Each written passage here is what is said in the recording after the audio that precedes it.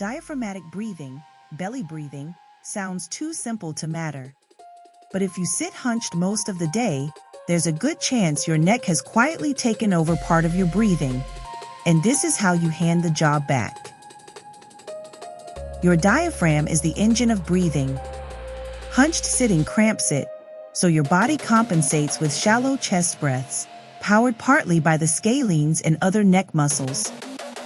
At 20,000 breaths a day, that's a massive hidden workload on your neck. Retraining the diaphragm takes that load off. Step 1. Sit tall with your shoulders heavy and relaxed. Place one hand flat on your chest and one on your belly.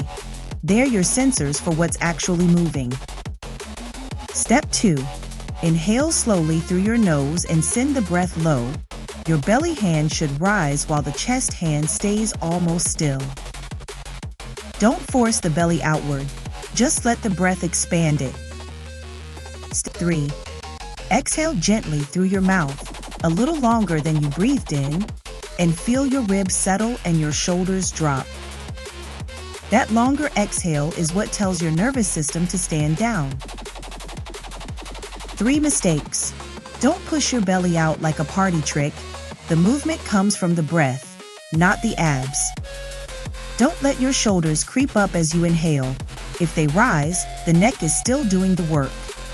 And don't gulp huge breaths. Slow and quiet beats deep and forced every time. The dose: 5 minutes a day, or simply 10 breaths whenever you catch your shoulders up at your ears. It compounds.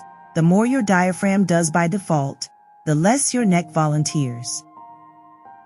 Posture 12 weaves breathing like this into its 2-minute resets, free. Links in the description.